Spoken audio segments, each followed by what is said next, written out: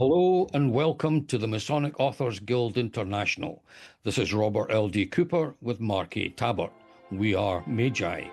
Our mission is to promote the highest standards in education, research and publications relating to the global phenomenon of Freemasonry.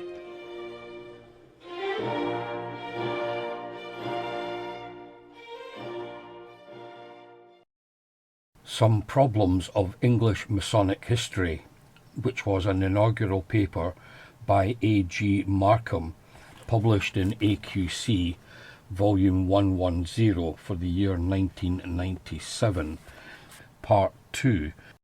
One needs to listen to Part 1 in order to get the full value of the Appendices 1 and 2. Appendix 1. The eminent Masonic historian Professor Douglas Knoop chose the Mason word as the subject for his Prestonian lecture for 1938, and with his colleague Dr. later Professor G.P. Jones wrote again on the topic in The Scottish Mason and the Mason Word in 1939, and finally in The Genesis of Freemasonry of 1947, and it is on that most recent publication that these comments are mainly based. The authors at the outset emphasise two links between present-day speculative and medieval operative, the manuscript constitutions, the old charges, in existence as early as the late 14th century and almost certainly of English origin, and the Mason word, not traced before the 16th century and almost certainly Scottish. I believe that nowadays it is thought right to delete the words almost certainly in both these instances. The Mason word and the manner of its communication is detailed for the first time, so far as it is known, in the Edinburgh Register House manuscript of 1696, which shows a clear link with the present modes of secret recognition between speculative Masons, not only as to words, but also as to a sign and a grip, if not used in precisely the same way. Knoop and Jones submit that the Mason word had a purpose in Scotland which did not arise in England, namely to distinguish a properly qualified stonemason from a cowan, that is, a man who attempted mason work without having been apprenticed to the trade. A further purpose was to differentiate between the Scottish grades of entered apprentice, again familiar as speculative Masonic terms. Therefore, these secret modes of recognition are likely to be of Scottish origin. In England, for the 1600s, evidence as to the secret modes of recognition between Masons is as follows. 1. A handwritten note datable to approximately 1675, according to Herbert Poole, of Randall Home, a man of intellectual interest and a member of a Masonic lodge in Chester, is as follows. Quote, "There is several words and signs of a free mason to be revealed to you, which, as you will answer before God at the great and terrible day of judgment, you keep secret, and not to reveal the same to any of the ears of any person, but to the masters and fellows of the said Society of Freemasons, so help me God." Close quote. 2. Robert Plott's Natural History of Staffordshire of 1686. Quote, "They proceed at the admission of candidates, chiefly in the communication of certain signs, whereby they are known to one another all over the nation, by which means they have maintenance wherever they travel." Close quote. 3. John Aubrey's Memoirs of Natural Remarks in the County of Wiltshire of 1691. Quote, "The fraternity adopted Masons of Freemasons. They are known to one another by certain signs and watchwords. It continues to this day, that is, from a much earlier period. They have several lodges in several countries for their reception, and when any of them fall into decay, the brotherhood is to relieve him, etc. The manner of their adoption is very formal, and with oaths of secrecy." Close quote. The expression, quote, "Mason word," close quote, is not used as to English secret signs and words, but seems to have been exclusively Scottish. Knupp felt that Desaguliers' ability to, quote, prove himself as a Mason, close quote, in Edinburgh in 1721 indicated an adoption of Scottish practices in England at that time. Does it not seem more likely, however, that there were traditions, which may well have been old traditions, as to secret modes of recognition in both countries during at least part of the 1600s? These were sufficiently similar, although perhaps not precisely the same, to be recognised in both countries, without it being certain which country had priority of origin in this respect. There is certainly a tradition of secrecy in the Regius manuscript, the earliest of the old charges, and which was of English origin, and why, in association which characteristically maintained customs, and is known to have avoided, to a great extent, committing of matters to writing. Should it be assumed that this tradition was restricted to trade secrets? The lack of surviving evidence, when it may well have been oral, cannot be regarded as proof.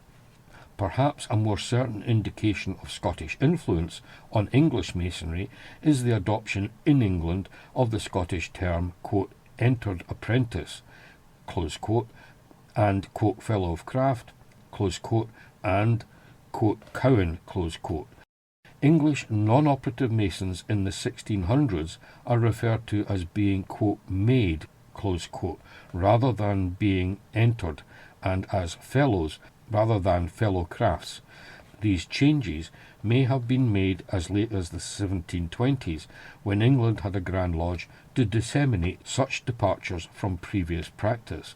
As to why this was accepted, it is apparent from the constitutions of 1723 that English non-operative Masons sought to regard themselves as the same as operative Masons, which they were not, and may thus have been willing to accept what was regarded as operative traditions from Scotland, because it was thought to reflect former English tradition, in that way being more or less consistent with the old landmarks, customs and usages.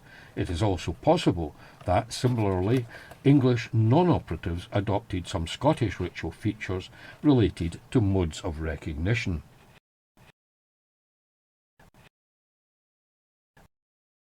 Appendix 2 on some recent preconceived theories of origin.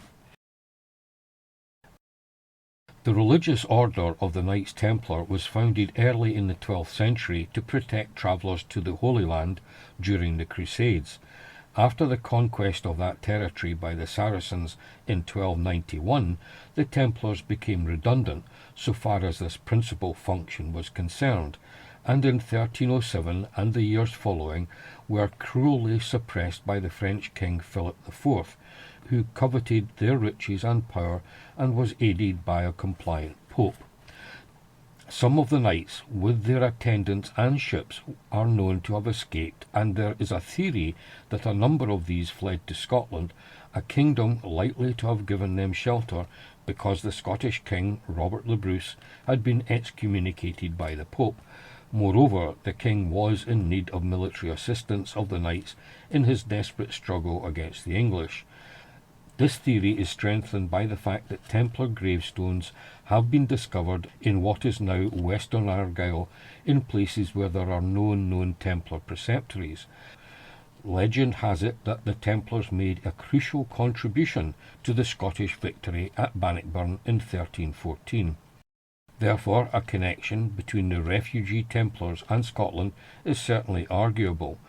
A connection between the Templars and Masonry, however, must be regarded as not self-evident. It appears to rest partly on a connection between the Templars and the Temple at Jerusalem, partly on esoteric ideas supposedly arising from that source, partly from the extensive building activities of the Templars, and partly from the Templar gravestones in Argyll, which show what may be Masonic symbols. Some kind of connection between the Templars and medieval operative Masons, however, does not, of course, mean that modern Freemasonry are more likely to derive from the Templars than from medieval operative Masons.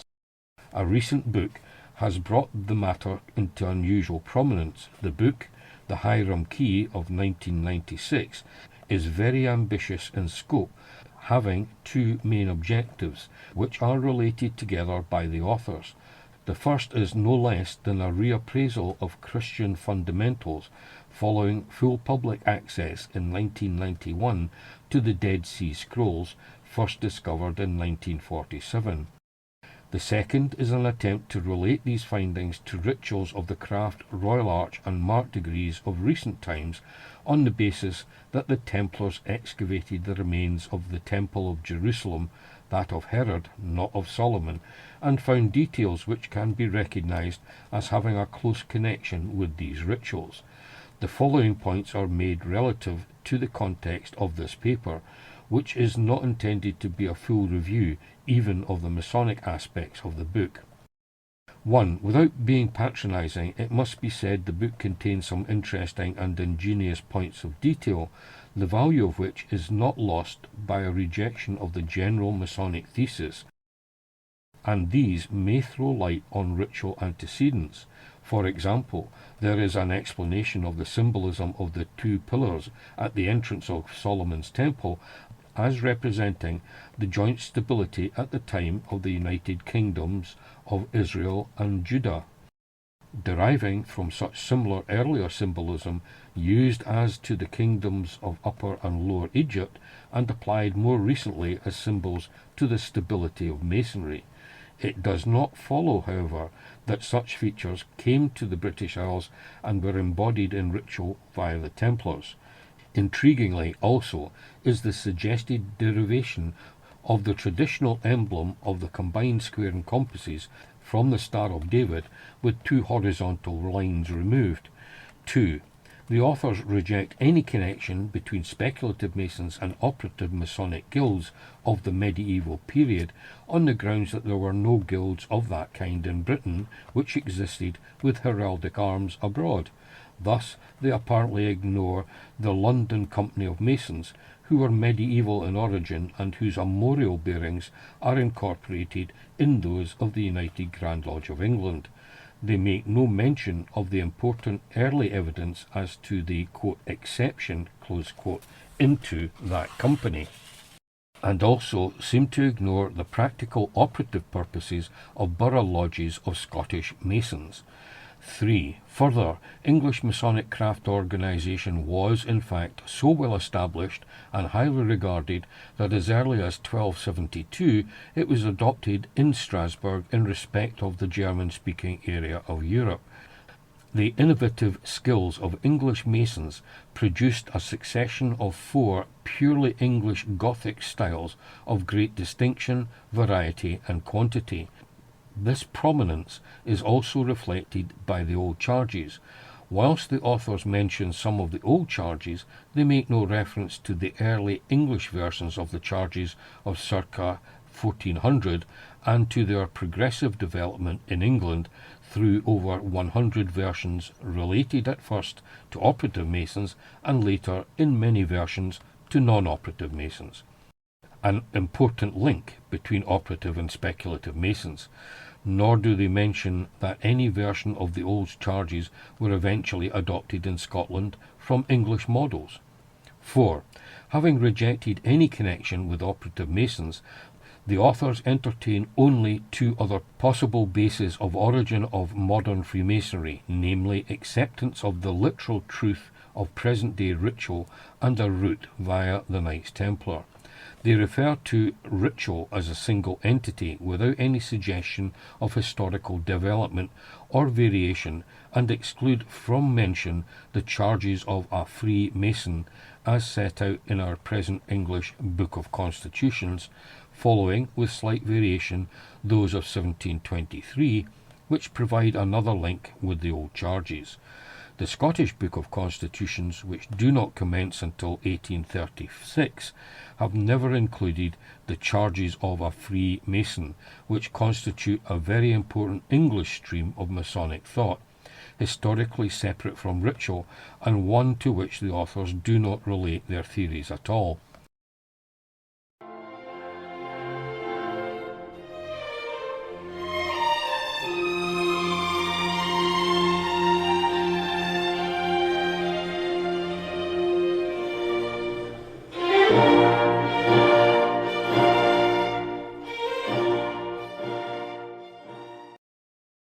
This podcast is for educational purposes and perhaps entertainment. While the Masonic Authors Guild International provides the most accurate information possible, listeners use the information at their own risk. This podcast and its contents are MAGI's property, as are all the opinions and the information it presents. Robert L.D. Cooper's, Mark A. Tabert's, and any other speakers' views and opinions within the podcast do not represent nor speak for Freemasonry, any Masonic organization, their former or current employers, in any way, shape, or form. MAGI, Cooper, or Tabert will not compensate you in any way whatsoever if you ever happen to suffer any inconvenience due to the information herein contained.